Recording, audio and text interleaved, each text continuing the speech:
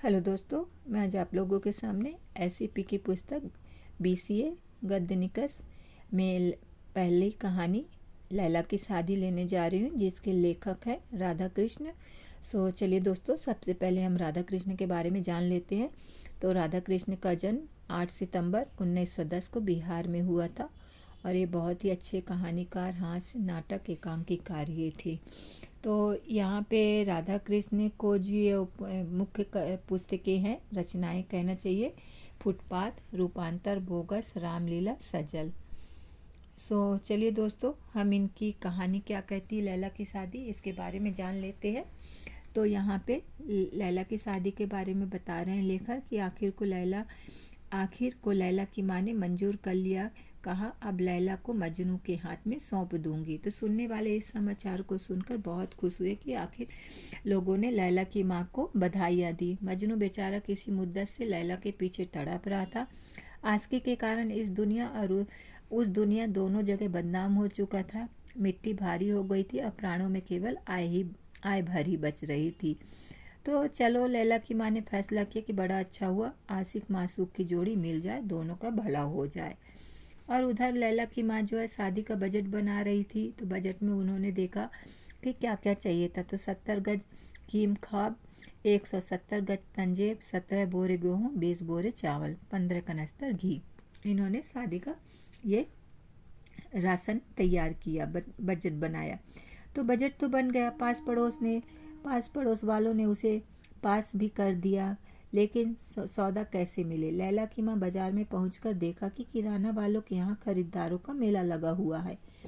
किरासन वाले अपनी अपनी दुकानें बंद करके सो रहे हैं और बाजार की जो दुकानें हैं उसमें लाठियाँ चल रही है। जर्मन की लड़ाई क्या हुई, आफत हो गई है। लैला की माँ घबरा गई। भीड़ के इस धक्के में हड्डी पसली किसी का भी पता नहीं मिलेगा। या खुदा, अब क्या करूं? तो वो बहुत डर रही थी। तो सहसा उसे अंधेरे में एक उम्मीद की किरण दिखाई दी। वहां से उसे मजनू आता दिखाई दिया। शादी की खुशी में वह अपने दोस्तों के साथ सैर करने के लिए निकला था। तो लैला की माँ उसके पास पहुंची और गिड़गिड़ाने लगी। शादी क्या हुई, मुसीबत हो गई, कोई भी चीज़ नहीं मिलती। बेटा देखो, मदद करो, तुम्हारी ही शादी की चीज़ें हैं, शुक्रगुजार हो जाऊंगी। मजनू हक्का बक्का रह गया। आंखें फाड़कर उसने पूछा, तुम क्या चाहती हो? इस भीड़ में घुसकर मैं गेहूं खरीद लाऊं? हाँ बेटा, ज़्यादा नहीं, फकत 17 बोरे ही चाहिए। 17 बोरे? सुनते ही मजनू की आंखों के आगे 17,000 सितारे नाचने लगे। तो वो कहता है कि आप तो ऐसा बोल रहे हैं जैसे मुझे आसमान को घूसा मारना आसान है, बट ये 17 बोरे गोरे गेहूँ लाना बहुत ही ज़्यादा मुश्किल है। लेकिन 17 बोरे गेहूँ खरीद सकना उससे भी ज़्यादा मुश्किल है। पसीने पसीने होकर मजनू ने जवाब दिया, अम्मा जान, यह तो नामुमकिन है अम्मा जान। 3 शेर का सवाल हो तो कहो, मैं लंगोट कस करके लैला का नाम लेकर भीड़ में घुस जाऊं और 3 शेर गेहूं खरीद लाता हूँ। लैला की माँ ने कहा, लेकिन शादी की बात है, 17 बोरे से कम में काम नहीं चल सकता। मजनू ने आय भरकर जवाब दिया, अब शादी हो या ना हो, 17 बोरे गेहूं तो किसी हालत में नहीं मिल सकते। मजनू के जवाब से लैला की माँ की हिम्मत टूट गई। आंखों में आंसू भरकर बोली, क्या तुम चाहते हो कि गेहूं के चलते तुम्हारे साथ लैला की शादी मंसूख कर दूं? मजनू के कहा, चाहता तो मैं नहीं, लेकिन लाचारी है तो यह शादी नहीं होगी। शादी तो हो सकती है,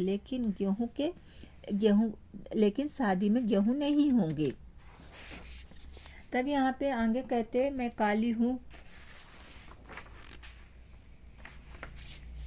कहती हूँ गेहूं के बिना शादी नहीं हो सकती, तो शादी मुश्किल है, यानी तुम कुछ ना कर सकोगी। इस मामले में मैं क्या कर सकता हूँ? अब लैला की माँ आंसू बहाती बाजार में खड़ी थी। तो शहर के नामी गुंडे उस्मान की उस पर नजर गई और लैला की माँ के पास पहुंचकर उसके रोने का कारण पूछने लगा।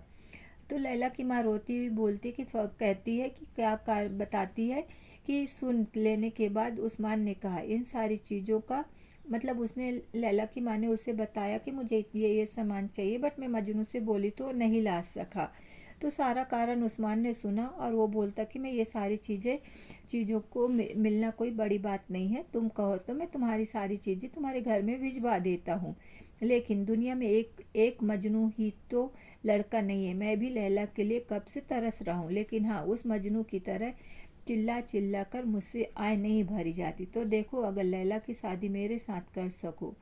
और भीड़ को चीरकर उस्मान दुकानदार के पास पहुंच गया। क्यों सेठ, लगाऊं 2 रद्दे या देते हो 17 बोरे गेहूं? तो दुकानदार ने घबरा कर कहा, 17 बोरे? हाँ हाँ 17 से लेकर 1700 बोरे तक गेहूं तुम्हें देना पड़ेगा, समझ रखो, वरना तुम हो और मैं हूँ। तो गुंडा ने ऐसे गुंडे वाली बात में कहा दुकानदार से। तो दुकानदार डर कर क्या कहने लगा, दुकानदार ने उस्मान के कान में जाकर फुसफुसाने लगा, भाई तुम्हें जो जो चीज़ें चाहिए उनकी लिस्ट देते जाओ, सारी चीज़ तुम जहाँ कहोगे वहाँ पहुँचवा दूंगा, दाम के लिए भी कोई बात नहीं। और गेहूँ, गल्ला, कपड़े, किरासिन सब ठेले पर लद कर लैला की माँ के दरवाजे पर पहुँचने लगा। अब आज के समाचार पत्र में पढ़ रहा हूँ कि लैला की शादी उसी उस्मान से होने वाली। मजनू बेचारा निराश होकर मिलिट्री में भर्ती हो गया। तो यहाँ पे क्या होता है कि लैला की शादी हुई है। लैला जिससे प्यार करती थी उससे नहीं, मजनू से शादी तय होने के बाद भी जो उसकी माँ की जो उस ज़रूरत के समय उसने काम आया, उससे लैला की माँ ने लैला की शादी कर दी। तो दोस्तों, कहानी कैसी लगी ज़रूर कमेंट्स करके बताइएगा, लाइक करिए, सब्सक्राइब करिए। धन्यवाद।